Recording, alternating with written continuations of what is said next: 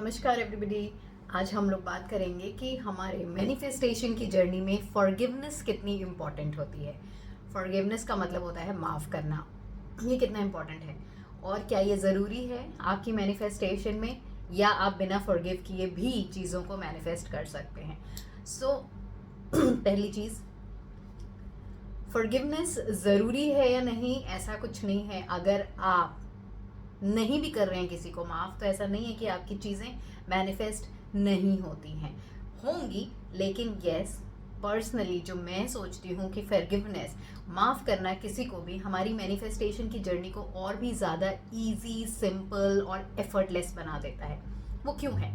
वो दो चीज़ों की वजह से। पहली चीज़ जो मुझे लगता है और जो मैंने प्रैक्टिस किया है और मैंने एक्सपीरियंस किया है, मैं वो सारी चीज़ें आपके साथ शेयर करती हूँ कि अगर मैं फॉरगिवनेस करती हूँ, सबसे पहले अगर मैं किसी को माफ़ नहीं कर रही हूँ तो किस रीज़न से माफ़ नहीं कर रही हूँ?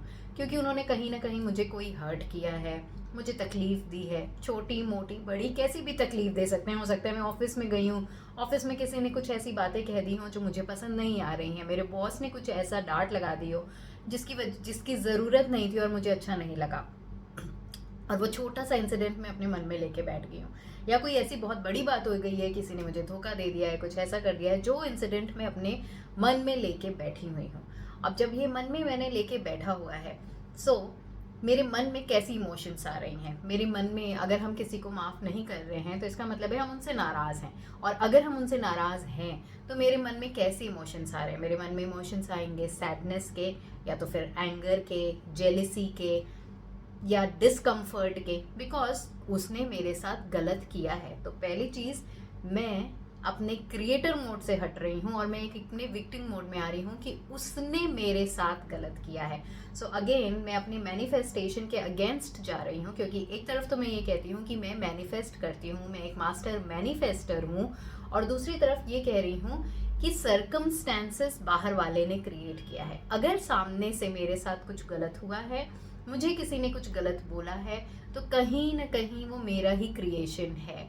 मतलब कहीं ना कहीं मैं अपने बारे में शायद से सेल्फ कॉन्सेप्ट मेरा ऐसा है, या मैं सिचुएशंस के बारे में मेरा कॉन्सेप्ट ऐसा है, या सामने वाले इंसान के बारे में मेरा कॉन्सेप्ट ऐसा है कि वो ऐसा ही है, या वो ऐसा ही वर्जन है, या मेरा ये वर्जन है कि मुझे तकलीफ मिलती है, मुझे धोखा मिलता है, मुझे लोग नहीं समझते हैं, मुझे लोग अप्रिशिएट नहीं करते हैं, मेरे साथ हमेशा ऐसा होता है, मुझे हमेशा लोग, मैं इतना करती हूँ फिर भी नहीं मुझे सपोर्ट करते हैं। तो कहीं ना कहीं ये जो मेरा ही क्रिएशन है, जिसकी वजह से सामने वाला मुझे हर्ट कर रहा है, सामने वाले की वजह से मैं परेशान हो रही हूँ।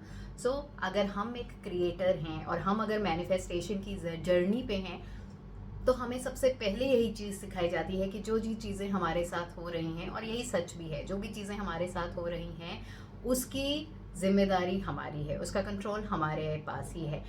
वो हमारी ही वजह से हो रहा है, वो हमने ही क्रिएट किया है।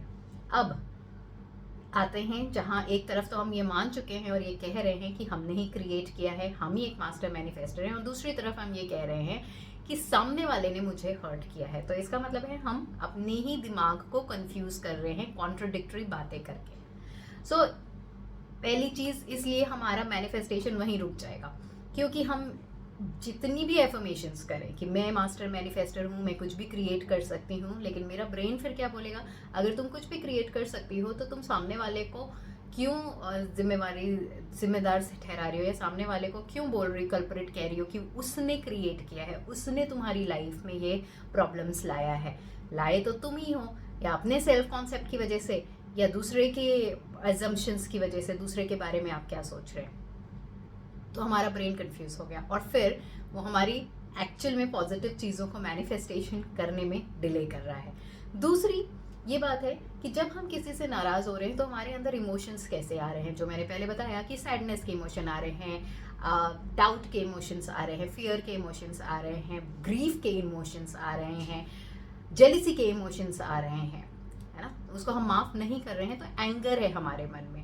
तो अगर जब हमारे मन में हम वही चीज़ें अट्रैक्ट करते हैं जो हम होते हैं, अगर हमारे में एक्चुअल में एंगर है, जेलेसी है, ग्रीफ है, डाउट है, फियर है, करेक्ट, और ढेर सारी सैडनेस है, सो हमारा एक्चुअल नेचर यही है, हम ज़्यादा से ज़्यादा और ऐसे सर्कमस्टेंसेस मैनिफेस्ट कर रहे हैं जो हमें हमारे इसी इमोशंस को मैच कर रहा है, हमारी इसी इमोशंस के साथ पैरेलली चल रहा है, हमें और सैड बना रहा है, हमें और एंग्री बना रहा है, हमें और जेलस बना रहा है, हमें और ग्रीफ में डाल रहा है। सो ये सेकेंड है रीज़न। तो अब जब हम किसी को माफ़ कर देते हैं, मेरे को किसी ने हर्ट किया, मुझे तकलीफ हुई, तो सबसे पहले तो मैं जो करती हूँ वो मैं अपने आप को माफ़ करती हूँ कि मैं अपने आप को माफ़ करती हूँ क्योंकि मेरा ही भी कोई एक ऐसा बिलीफ सिस्टम है, मेरा ही कोई एक ऐसी कॉन्सेप्ट है अपने बारे में या सामने वाले के बारे में जिसकी वजह से ये सिचुएशन मेरे सामने आई है और मैंने क्रिएट किया है, उसके लिए मैं अपने आप को माफ़ करती हूँ। मैंने अपने आप को हर्ट किया है, उसके लिए मैं अपने आप से सॉरी मांगती हूँ, और सॉरी मांगने के बाद मैं अपने आप को कहती हूँ कि मैं अपने आप को ब्लेस करती हूँ, माफ़ करती हूँ। फिर उसके बाद मैं सामने वाले के पिक्चर अपने सामने लाती हूँ और उनको बोलती हूँ कि आपने जो भी रीज़न रहे हो, अगर आपने मुझे जाने अनजाने तकलीफ़ दी है तो मैं उसके लिए आपको सच्चे दिल से माफ़ करती हूँ। जब आप सच्चे दिल से एक्चुअली में माफ़ करते हो और फील करते हो कि हाँ मैं उनको माफ़ी दे रही हूँ, और उसके बाद आप उनको ढेर सारी ब्लेसिंग्स देते हो कि मैं आपको ब्लेस करती हूँ कि आप हमेशा खुश रहें, मैं आपको ब्लेस करती हूँ कि आप हमेशा शांत रहें, मैं आपको ब्लेस करती हूँ कि आपकी लाइफ अच्छी चलती रहे और हम दोनों के बीच में एक अच्छा मेलोडियस रिलेशनशिप रहे।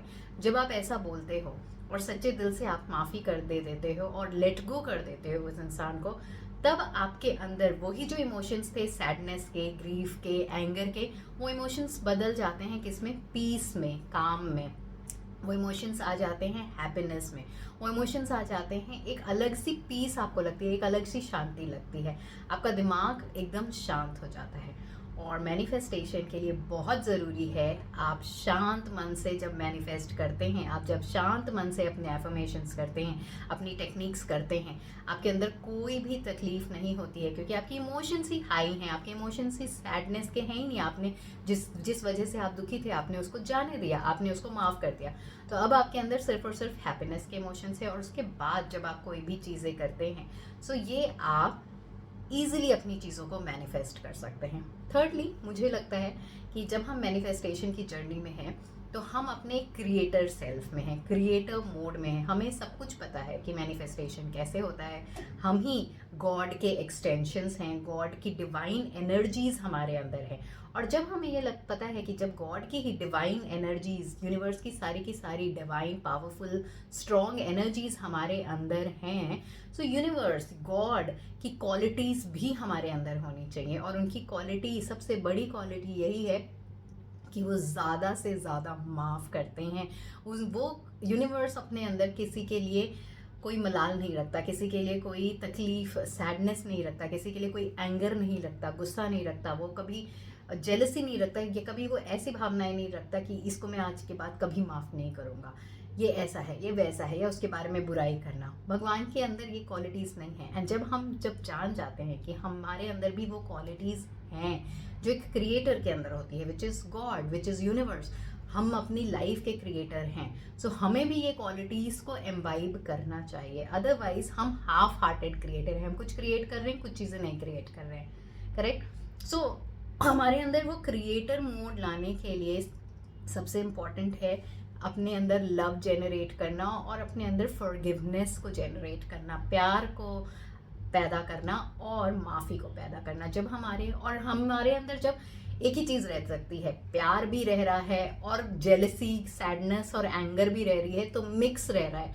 हम जब अपने अंदर ढेर सारा सेल्फ लव डाल रहे हैं, हम जब अपने अंदर डिवाइन से प्यार डाल रहे हैं, सो ये लाजमी है कि जब हमारे अंदर प्यार भर के आ रहा है तो हमारे अंदर कोई स्कोप ही नहीं होना चाहिए किसी के लिए गुस्से का, कोई स्कोप ही नहीं होना चाहिए किसी के लिए फ्रस्ट्रेशन का, कोई स्कोप ही नहीं होना चाहिए कि उसने मुझे ये बोला तो मुझे हर्ट हो गया और अब मैं ऐसा कुछ करूँगी कि वो उसको हर्ट हो, या अब मैं उस पर ध्यान नहीं दूंगी, या अब मैं उसको ब्लेसिंग्स नहीं दूंगी। इसका मतलब है कि आप अभी भी अपने क्रिएटर मोड में नहीं हैं, आप अभी भी ये रियलाइज़ नहीं कर रहे हैं कि you are a loving energy, you are a divine energy. हम सिर्फ कहने को नहीं कहना है that I am a loving energy, I am a divine energy, I am and energy जो हर समय प्यार वाइब्रेट कर रही है।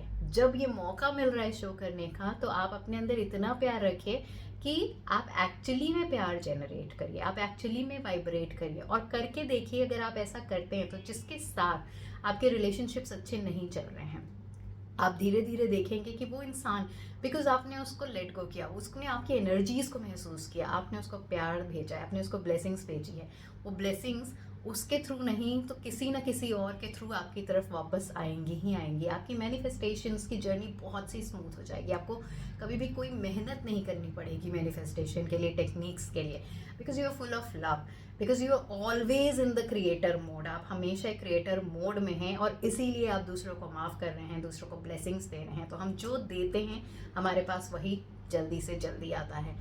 हमारे पास ऐसे सारे सर्कमस्टेंसेस आएंगे जहाँ पे मुझे हैप्पीनेस मिलेगी, ब्लेसिंग्स मिलेगी और ढेर सारा प्यार मिलेगा। और वो इंसान के साथ भी आपके इक्वेशंस बहुत ही स्मूथ हो जाएंगे, बहुत ही अच्छे हो जाएंगे। एंड फोर्थली, आपके मन में बार बार ये चीज़ें नहीं चलेंगी कि वो क्या सोच रहा होगा मेरे बारे में, वो तो ऐसे ही सोच रहा होगा, वो तो गलत ही सोच रहा होगा। क्योंकि आपको पता है कि अगर आप बार बार यही चीज़ें बोलेंगे कि वो गलत सोच रहा होगा, तो गलती उसकी नहीं है, गलती आपकी है। वो लाजमी है कि वो गलत ही सोचेगा। इसलिए आपको अपनी सोच को बदलनी है। आपको अपने लिए आपको खुद ही बोलना है कि वो मेरे बारे में अच्छा ही सोचता है, क्योंकि मैं अच्छी हूँ, वो मेरे बारे में बहुत ही। और अगर उसने तकलीफ दी है आपको, तो आप खुद ये सोचिए कि हाँ, उसको भी ये रियलाइज़ हो रहा है और इसलिए मैं उसको माफ़ी दे रही हूँ। उसको भी ये रियलाइज़ हो रहा है और मैं उसको ब्लेसिंग्स दे रही हूँ। ये ब्लेसिंग्स उस तक जाएंगी, उनको ये एनर्जी महसूस होगी और इन टर्न फिर आपके साथ वो बहुत अच्छे हो जाएंगे। सो अगर आप एक्चुअली में चाहते हैं कि आपकी मैनिफेस्टेशन की जर्नी बहुत ही स्मूथ हो जाए, तो ये दो चीज़ें बहुत ही इंपॉर्टेंट है। एक तो माफ़ी कर देना किसी को, और अपने आप को प्यार से भरना, एंड देन दुनिया को प्यार देना। आई होप ये वीडियो आपको अच्छा लगा होगा। मुझे कमेंट सेक्शन में ज़रूर बताइएगा। Thank you so much.